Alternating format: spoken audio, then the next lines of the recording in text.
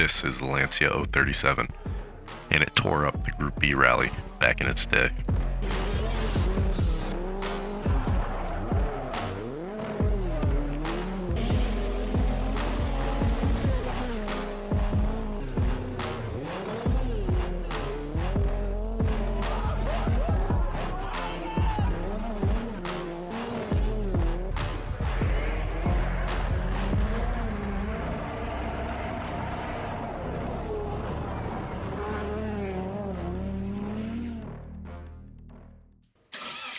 And this is my Lancia Scorpion.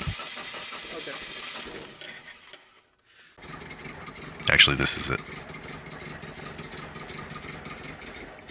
No, it's not diesel swapped.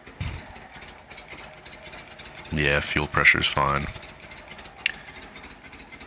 It's smoking like crazy because it hasn't ran in 20 years. So here it is, the civilian version of the O37. Notably missing from the Lancia lineup, but you might know Lancia for the Stratus.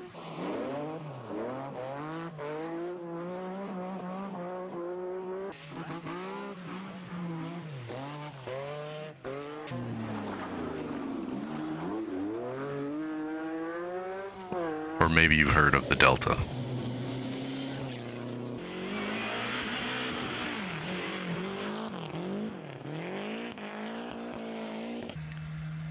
But here's the Scorpion. All 80 horsepower of it. Actually, this is a European model, so it's more like 118. But I'll explain that later.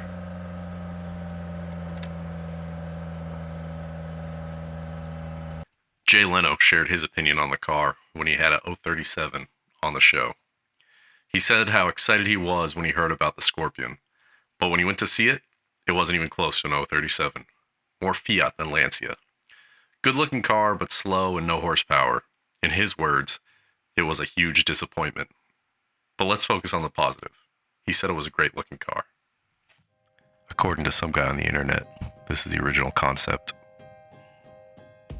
And here's what it shared with the O37. That's it.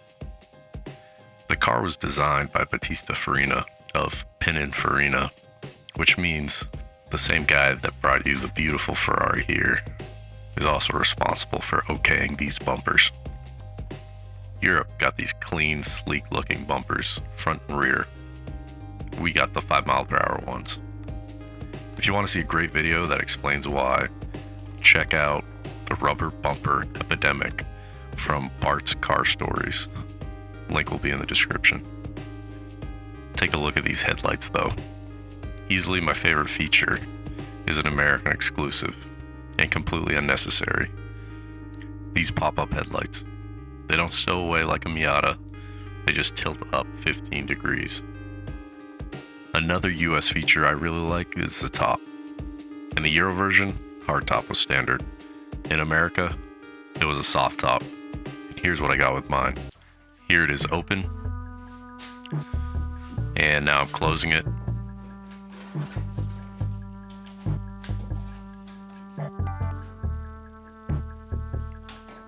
There you go, fully closed, and it's disintegrated, so I bought one online.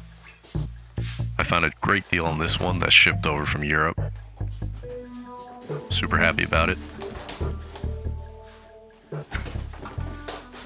Turns out it's not complete. It's just a sheet of canvas. So I spent twice as much money on this, and I'm gonna sew one. I also got a pretty rare fiberglass top in the deal for the car. Let's talk engine horsepower. The motor is a twin-cam 4-cylinder Lampredi design, and Lampredi was also an engineer for Ferrari. The European version got a 2-liter configuration that made 118 horsepower. The US, though, got a 1.8 liter that was hindered by emission regulations. It only made 81 horsepower. Mine, however, has an engine swap from a Fiat Spider. Same engine block, but this is a 2-liter fuel injected, putting it at 124 horsepower. Small numbers I know in terms of horsepower, but let's frame it differently. This car has a 53% increase in horsepower from stock. These old sports cars were made for carving through hillsides, not straight line speed.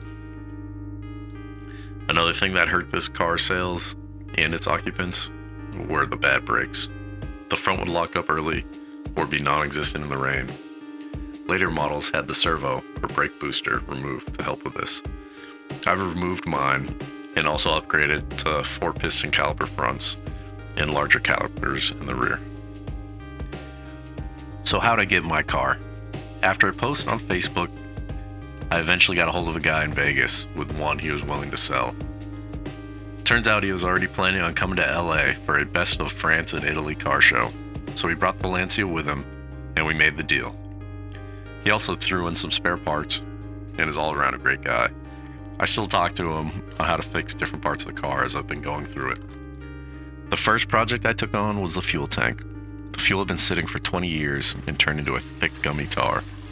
So I cut a hole in the top of the tank and alternated between soaking it in muriatic acid, spraying it with a pressure washer, and scraping it with a paint scraper. A week of this routine got it back to original condition.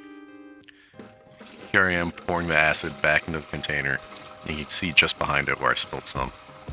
That hole is still in my garage floor to this day, and this paper towel didn't really do much at all. Decent end result.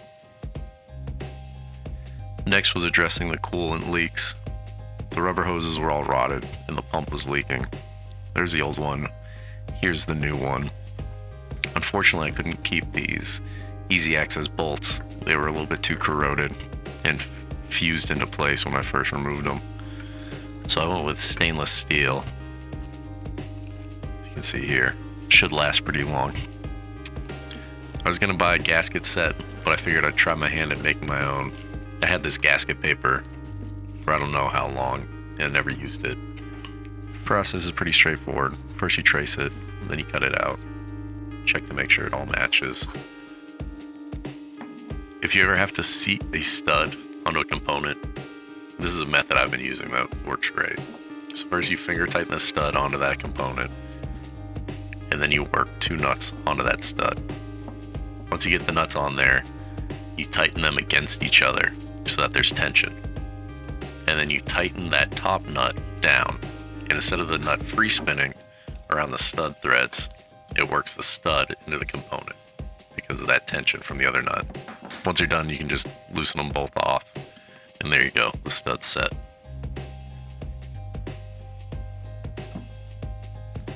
Once the part was ready to go back on, I added some anti-seize to the bolts just to help ensure they wouldn't get fused to the block or corrode. It's a pretty tight fit to get the water pump back into place, and you even have to loosen one of the engine mounts and jack up that edge of the engine. This part that had the temp sensor on it also needed some work. Behind the gasket was some serious pitting. I decided to use some JB Weld kind of as an experiment to see what it would hold up to. This is a non-combustion part, so it's just pressure and heat really. Since it needs a smooth finish, before it fully dries I scrape the top off to get it nice and flush. I worked it through some different grits of sandpaper to smooth it out, then hit it with some spray paint.